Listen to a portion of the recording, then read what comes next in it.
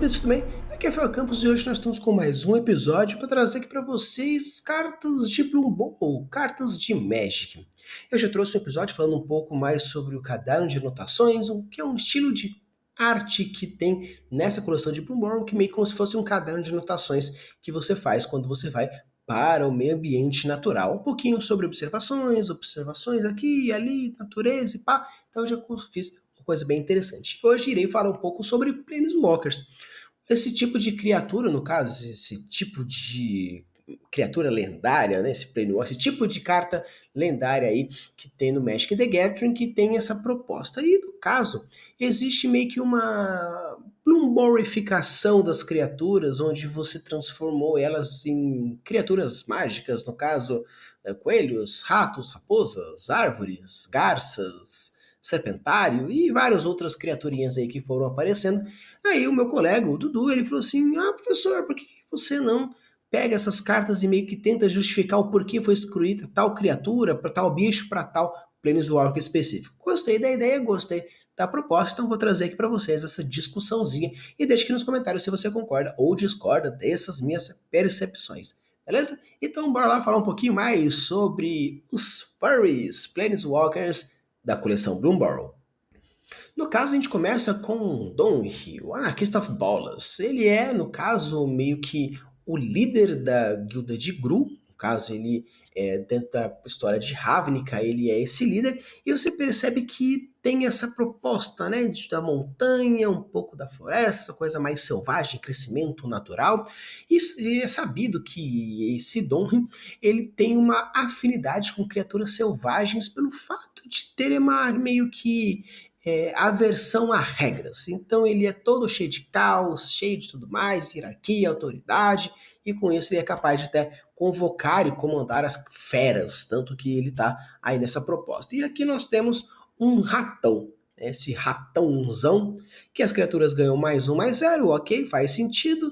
As criaturas que você, mágicas de criaturas não podem ser counteradas, e no caso menos dois, você batalha com uma criatura que você não controla. Pega uma criatura e batalha com uma criatura que você não controla. Então essa ideia de não seguir regras. Não, no meu turno eu vou te obrigar a bater. Não, meu bicho é mais forte. Não, eu vou...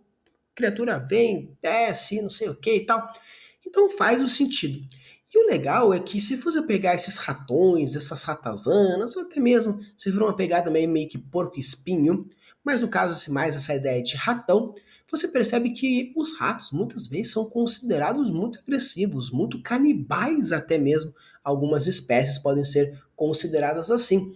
Então você perceber que essa selvageria, apesar de ser um animal pequeno, meio que um ratinho, algumas ratazanas, ou até uma infestação, pode causar um grande problema.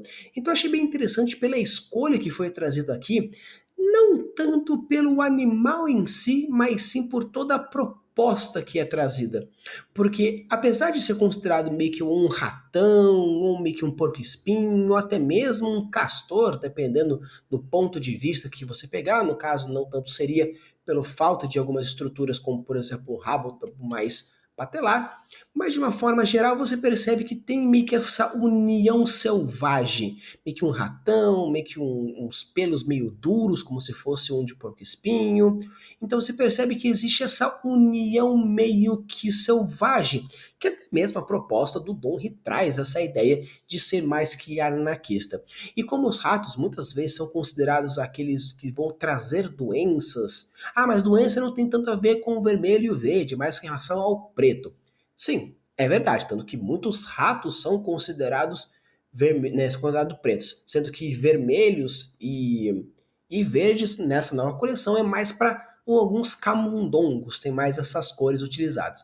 Porém, a grande diferença entre ratos e camundongos está mais pelo um pouco da questão comportamental de um e de outro. Mas no caso aqui é um Planeswalker, então não é nenhum nem outro, e nem caso comba, porque ele só é uma arte alternada dessa criatura. Você pode tanto usar ele no formato humanoide como no formato ratão, que está na mesma. Só que o que é legal aqui é que você percebe que como ele é mais selvagem, ele tem essa capacidade talvez de iriçar os pelos, como por exemplo alguns animais em fase, como o próprio porco-espinho que eu já citei, ou o gato quando fica eriçado, fazendo com que ele se pareça maior, mais selvagem, porque o aumento de tamanho em criaturas, principalmente mamíferos e peixes, alguns pássaros também têm um quê disso, mostra ser maior e mais forte. Então, ainda mais um rato que quer se mostrar maior e mais forte, é interessante essa imponência, esse tamanho, esse inchaço, e pelo fato dos pelos darem aquela eriçada, traz mais aquela proposta realmente de ser maior e mais forte. Então, eu até gostei, talvez dentro de todas as propostas de animais que tem aqui, o rato, ele talvez se encaixe melhor. Então, mas não é preto, então meio que seria meio que um camundongo, mas um camundongo tem um quê diferente, porém de uma forma mais meio que rato, camundongo, ratazana, talvez seja mais nessa pegada. Eu, no caso, escolheria um outro tipo de animal, por exemplo, mas dentro dos tipos já previstos é interessante. Se eu fosse realmente escolher uma criatura que faça mais sentido para ele, talvez um grande felino, como por exemplo um tigre, ou talvez até mesmo um leão, ou algum outro animal mais de grande porte, ou até mesmo um cachorro do mato, onde traz essa ideia, mas como ele não curte hierarquias nem autoridades, talvez um cachorro do mato, um grande felino que tem sim um quesito hierárquico muito forte, o líder alfa e tudo mais, então talvez realmente encaixe um ratão com uma forma mais independente ou algum outro animal mamífero menor, porém que tem um pouco mais dessa independência animal. Então agora a gente entra na espécie campeã do Sol, Walker, que pela história dela era meio que uma pessoa que ela foi raptada pelos Perexianos, foi meio que teve essa relação negativa, e essa relação negativa fez com que despertasse a centelha dela, e com isso ela luta com todas as forças para vencer os Ferexianos. E você percebe que tem essa proposta mais de salvadora mesmo, meio que, né, no caso, branca. Então você percebe que existe essa ideia de salvação, tanto que a própria arte original dela também tem essa pegada bem altruísta. E é interessante aqui que aqui nós temos mais uma ratinha, aquela ratinha branca que a gente usa para fazer experimentos biológicos de uma forma geral.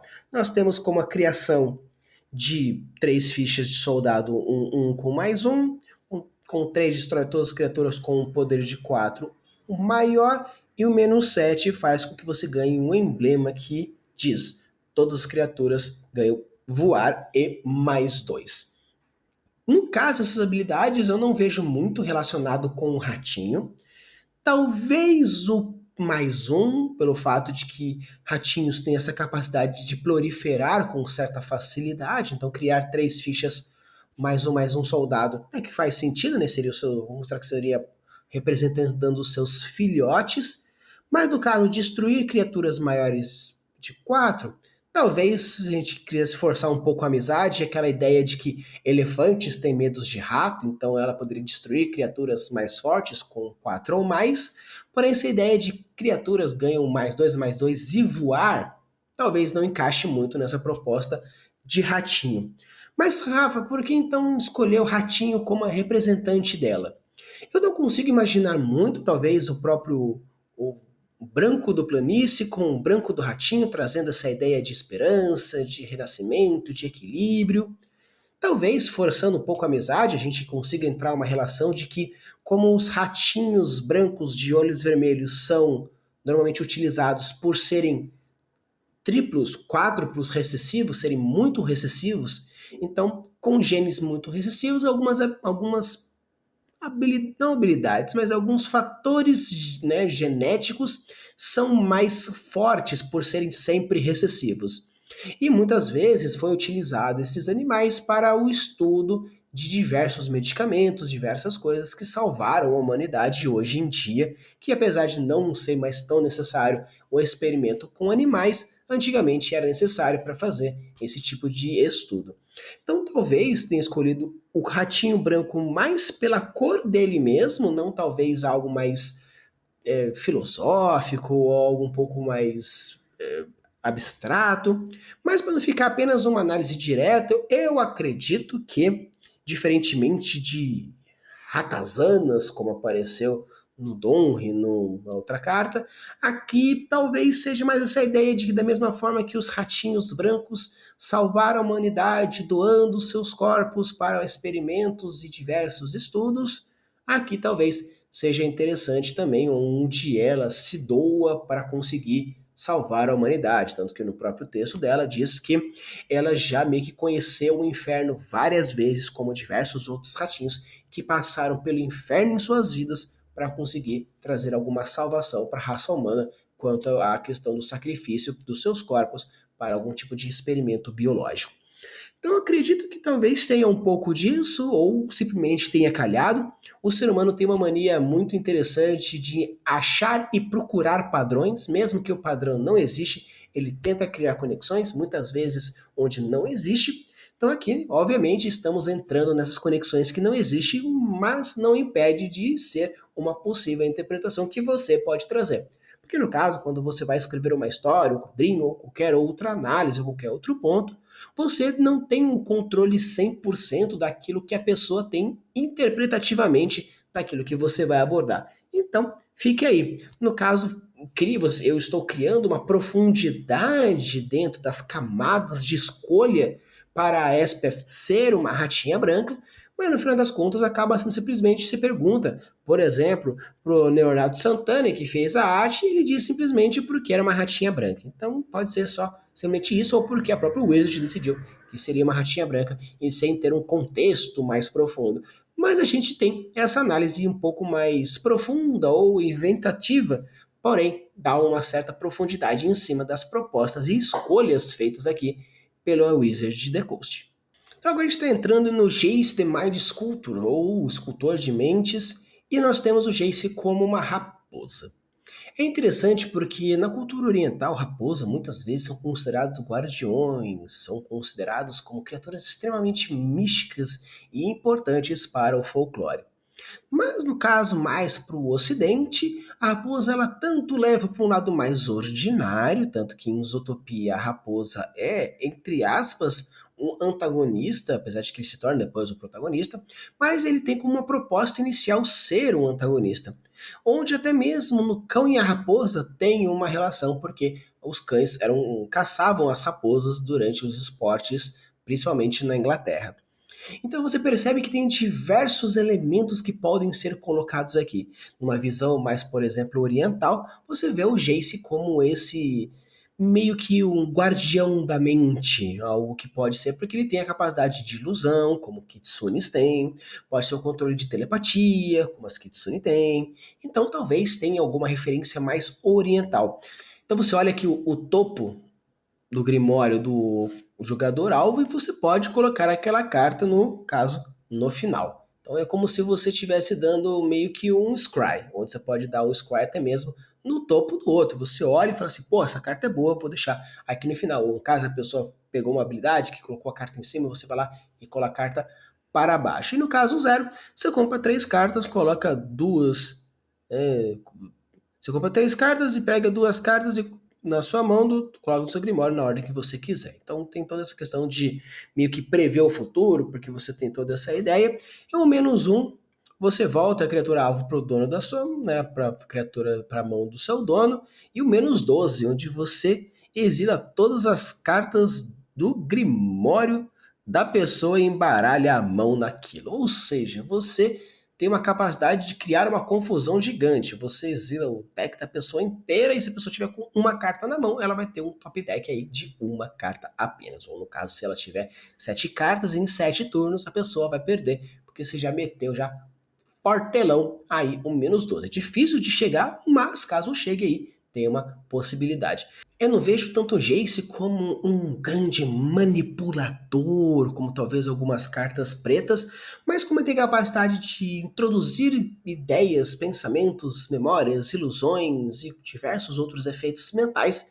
Então aqui acredito que tenha essa ideia. Então eu acho que uma raposa é uma escolha interessante para o Jace, tanto do lado mais kitsunesco, onde ele é místico, tem todas as habilidades de telepatia e tudo mais, até mesmo os efeitos traz essa ideia de meio que projeção futura, leia a mente, você olha o topo, exila aquele outro, ou até mesmo mais ocidental, que tem uma pegada um pouco mais de manipulador, talvez de sábio, apesar que eu duvido um pouco disso, mas essa questão mais manipuladora, mais arisca, mais na surdina que as raposas podem ter. Já o Carne eu acho que é interessante dele porque é um golem, e você percebe que nós temos uma árvore com as cascas cinzentas. Eu fiquei pensando em que tipo de planta poderia ser e no final eu cheguei na conclusão que pode ser um eucalipto. O eucalipto, ele, apesar de ser algo mais reto, direto, ele pode ter essas raízes mais largas que abordam, ele pode ser principalmente de casca acidentada, então acho interessante ser essa proposta, principalmente pelo grande efeito passivo que ele tem, que é a atividade, né, as habilidades de artefatos que o oponente controla não pode ser ativadas. E uma coisa que é interessante é que, para você que conhece um pouco de biologia, sabe que os eucaliptos são uma das plantas que fazem amensalismo. Amensalismo, para quem não conhece, é quando uma criatura, seja uma planta, um animal, um micro-organismo, libera substâncias químicas no meio ambiente, fazendo com que as coisas não cresçam, não germinem, não façam coisas interessantes aos redores. Tanto que em florestas de eucalipto, não é porque eles são plantadas dessa forma, mas sim porque eles não permitem que nem mesmo as criaturas da própria espécie consigam crescer perto. No caso, seja o carne de origem como um artefato, nem mesmo artefatos podem ser habilidades perto dele. Então, considerando que pode ser um calipto que tem a casca branca, tem essas raízes e possui essa habilidade amensalística, pode ser que seja algo relacionado a isso, ele ser então um eucalipto. Não posso dizer que tipo de eucalipto ele é, porque teria que meio que cortar ele para saber quais são as cores internas da seiva e outros pontos interessantes dele. No caso, até a gente pega aqui as habilidades, o mais um, que até o próximo turno a criatura alvo ela se torna um artefato.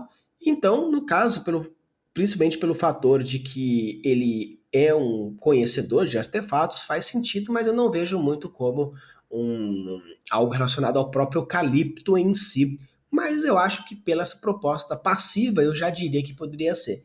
E no caso, -2, você pode revelar um artefato seu e colocar e ter essa relação do exílio e colocar em jogo e tudo mais. Então, assim, de uma forma geral, as habilidades eu não vejo que combinem diretamente com a arte, talvez combine com a história dele, que eu acho que realmente é interessante pelo fato de que ele consegue entender os artefatos simplesmente tocando neles, pelo fato de ele poder dar vida para os artefatos, só de ter com pouco de coisa. Então, aqui no caso, os artefatos têm essa relação de se tornar criaturas, mas eu acho que pegando apenas a passiva você já consegue ter uma ideia, no caso aqui, pelas habilidades dos artefatos do oponente não podem ser ativadas. Então acredito que seja mais nessa relação de amensalismo com os eucaliptos que criem sim uma relação que pode ser interessante. Então, pessoal, de todas as cartas até agora, eu acho que a Liliana é a que combina mais, apesar de que esquilos podem ser mais por verde, mais ou menos.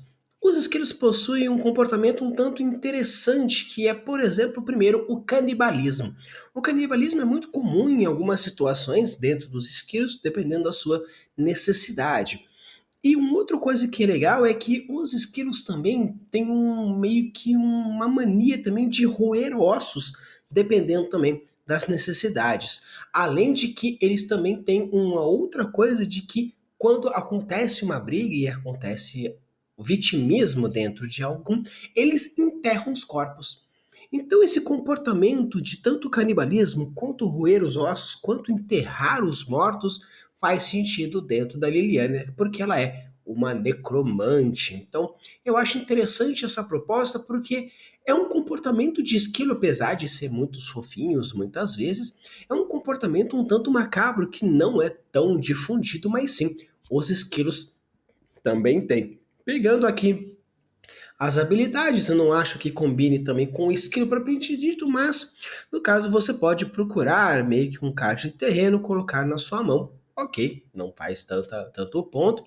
No caso, -3, você pode targetar a criatura alvo e dar mais X ou menos X até o final do turno, onde X é o número de pântanos que você controla. E no caso, com 6, você ganha o emblema que os seus pântanos, quando virar, geram 4. É um puta ramp de preto, mas é algo interessante dentro dessa proposta. Então, no caso aqui, não eu consigo ver uma relação direta que existe entre as habilidades e a imagem em si, mas eu consigo ver, no caso, o fato de ser uma esquilinha que tem essa relação com o próprio lado mais sombrio dos esquilos, que seria tanto a parte de roer os ossos, tanto a parte de enterrar as suas vítimas e até mesmo um possível canibalismo, que encaixa bastante.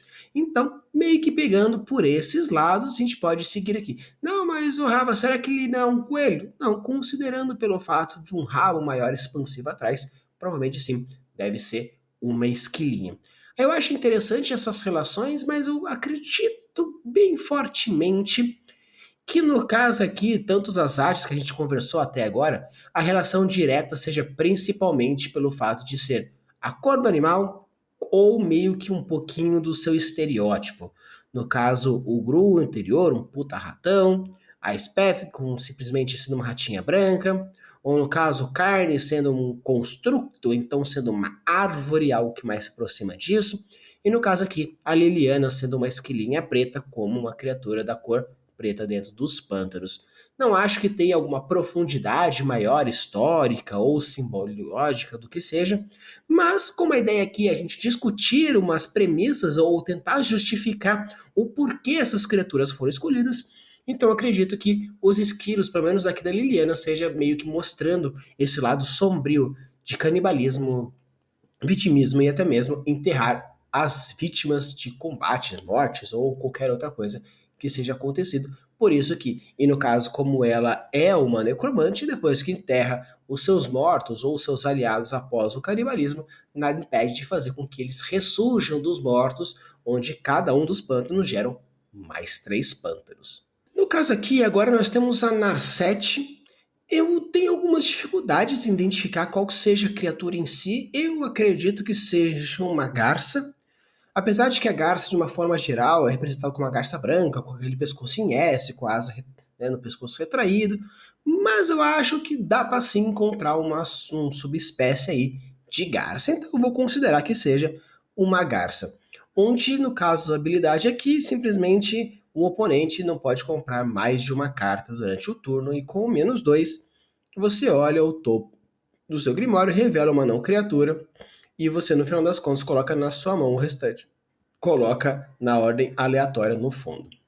Então eu não vejo como, no caso, uma relação direta, mas eu acho interessante a escolha da Garça da mesma forma, não tanto da mesma forma como da Liliana, que Liliana talvez seja mais relacionado a realmente a essa meio que histórias profundas que tem dentro do canibalismo e do coisas dos esquilos, talvez o carne, mas eu acredito que a relação da Narset com as garças seja mais parecido com o Jace e a raposa.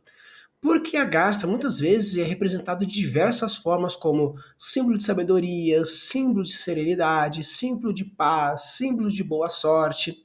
E acredito que a Narset, como uma Planewalker, que era uma meio que uma defensora de Tarkar, e depois também tem essa ideia de poder ir entre os planos, no caso, né, tipo, atravessar de um plano para outro, ela poder enxergar e estar entre planos. Então, eu acredito que tem esses simbolismos tanto de salvação quanto de sabedoria, muitas vezes relacionados a diversas culturas, a boa sorte. Então, eu acho que tem mais essa relação mais cultural mesmo dessas propostas. Tanto que essa ideia de sabedoria, de estar sempre voando por cima, de ter meio que a paciência, tanto que a garça foi escolhida para ser um dos grandes furiosos dentro de Kung Fu Panda, por ter esse simbolismo forte na China, que é algo que poderia ser encaixado aqui. E como o fato das garças terem diversos simbolismos iguais dentro de culturas diferentes, em locais diferentes, acredito que possa ter essa relação direta com certeza. Principalmente pelo fato de que essa sabedoria, essa imponência, essa independência, você encontra, por exemplo, na Grécia, você encontra como representatividade no Japão, na China, na Itália e diversos outros países espalhados pelo mundo. Então eu acredito que sim, considerando a personagem, a Planeswalker especificamente Narset, que tem essa capacidade de ter essa meio que aptidão e essa proteção e essa proposta de conhecimento, pesquisa e estudo, acredito que tem essa proposta. Tanto que no Egito também as garças são consideradas como a ideia de renascer, a ideia de ter esse conhecimento de um pós-vida. Então acredito que sim, possa ter essa relação direta, tanto de benfeitorias, quanto de sabedoria, quanto de diversos quesitos de paciência e benevolências de uma forma geral. Acredito que pode ser que encaixe com outro animal, talvez algum outro pássaro, mas como garça é algo que encaixa bastante pelos tipo de olho, tipo de bico, tipo de perna, apesar de não ter um pescoço muito longo como uma garça tradicional poderia ter, tem até uma criatura dentro de Broomborough que é claramente uma garça, mas eu acho que pode ser encaixado aqui como esse possível. Se por acaso você conseguir identificar exatamente que pássaro é desse, deixe aqui nos comentários que eu posso fazer um vídeo short aí, colocando um adendo caso eu concorde com a criatura que você achou dentro dessa questão de pássaros. Então, pessoal, para terminar, nós temos o Teferi, o Time Revealer, que é um pássaro secretário, ou no caso, é um serpentário. É interessante porque eu consegui encontrar diversas relações interessantes sobre o pássaro secretário e a história do Teferi. Não acho que as habilidades representem muito novamente, pode até ser que sim. No caso, cada oponente só pode castar uma única mágica como se fosse um feitiço, né? O mágico só pode castar a mágica como se fosse feitiço, não podendo castar como instantânea. É interessante porque, talvez pelo fato dele ser o controlador do tempo, ele não permite que você faça algo instantâneo. Tenha que fazer algo como feitiço no seu turno, não poder ter lampejo, nem outros casos mais de instantânea. Então pode ter sim que sim essa habilidade, mas não interfere diretamente com o fato de ser um pássaro secretário. Aqui o mais um, até o próximo turno, você pode castar os feitiços, né, como se estivesse em flash. Você pode fazer isso, mas seus oponentes não. E no caso, o menos 3 retorna um artefato, uma criatura, encantamento para a mão do seu dono, compre uma carta. Então eu não vejo muito uma habilidade especificamente que interfere com o passo secretário, mas sim algumas habilidades e capacidades do passo secretário acredito que encaixam bastante com o Teferi. No caso, por exemplo, é considerado que o Teferi ele era um Planeswalker que perdeu a sua centelha depois que pegou toda a sua terra e deslocou no tempo. E agora, depois ele viu que ficou fraco, até mesmo que pode ter perdido os poderes, ele começou e fez família, e no final a família dele começou a envelhecer e ele se manteve com a mesma idade, por exemplo. E é interessante que o pássaro secretário, primeiro sim, tem uma relação muito forte parental com os seus filhotes, da mesma forma que o Teferi teve essa relação parental com toda a sua cidade, fazendo com que não caísse na época de guerra e o protegesse. Também o fato de que o Teferi ele viveu mais tempo que a família. E no caso, o pássaro secretário é conhecido pela sua longevidade. Ele vive 20 e poucos anos, que é algo até grande para um pássaro. Então você percebe que a escolha do pássaro secretário também tem essa relação direta de longevidade, como o próprio Teferi teve dentro da sua história. E interessante que sim, ele é um pássaro de rapina, mas diferentemente dos pássaros de rapina de uma forma geral, ele não tem o costume de caçar no ar, como águias, falcões, que meio que ou desce no bote para pegar, ou no caso pega no ar da mesma forma. Não, ele é um animal meio que especializado a caça terrestre, mais especificamente focado em caçar cobras. Então, no caso aqui, a experiência diz que o Teferi possui meio que um humor meio sarcástico, meio estranho, pelo fato da sua longevidade, ele meio que desenvolveu um senso de humor bizarro, da mesma forma que, no caso aqui, os nossos passarinhos, os pássaros secretários, desenvolveram a habilidade meio que de pescar cobras com as patas de uma coisa bem mais rápida, onde que, ironicamente, onde as cobras deveriam comer pássaros muitas vezes, esse pássaro se alimenta de cobra, como se fosse o senso de humor do Teferi. E é legal porque os prazos secretários, eles têm meio que um tipo de vocalização que é um tanto estranha, que é um tanto engraçada sendo também referenciado. Então eu achei bem legal que, apesar do nome prazo secretário muitas vezes ser em relação aqui ao cabelito que ele tem, existe também que pode ter, algumas pessoas consideram que o nome dele vem de um termo arábico que significa aí uma outra coisa. Porém, de uma forma geral, eu achei bem interessante que, indiferentemente da cor que ele usa, que é o branco e azul, no caso, os olhos, que tem essa capacidade de ter coisa, mas de uma forma geral, eu achei interessante que, no ponto específico desse aqui, desse TFR, ele relaciona mais a sua história, algumas capacidades do mago com o caso do pássaro secretário e todas as suas relações. Então, pessoal, de uma forma geral, eu achei interessante a forma como foi escolhida aqui os animais, no caso carne foi escolhida aquela árvore. Obviamente, pode ser que tenha uma ou outra coisa que eu tenha acertado, acredito que muitas coisas eu devo ter errado dentro de uma lore oficial, porém isso aqui foi meio que o meu dedinho de prosa para falar um pouquinho sobre essas cartas e o que eu achei sobre essas referências, sobre essas relações que tem entre talvez a história, ou o conceito, ou o contexto, e com isso a gente tem essas análises. Se vocês gostaram, deixa o like, se inscreve no canal e deixa aqui talvez alguma coleção que você goste, no caso que já passou. No caso eu gosto de Karlov. Fala um pouquinho, por exemplo, sobre a mansão Karlov das cartas X ou Y, ou no caso, pega as fuartes de alguma coisa e faz. Então, deixa aqui para vocês abertos escolherem alguma edição ou alguma outra coisa que vocês gostem bastante. Se caso queiram uma review de algum outro elemento, ou de algum anime, ou de algum ponto, ou de alguma coisa mais específica, obviamente, deixa aqui. Terças e quintas servem exatamente para a gente bater esse papo totalmente sem meio que sem tanta necessidade. É mais para a gente bater o papo mesmo e desenvolver um pouco essas aproximações. Use a boa das suas construções e deixe os mundos cada vez mais incríveis. Valeu!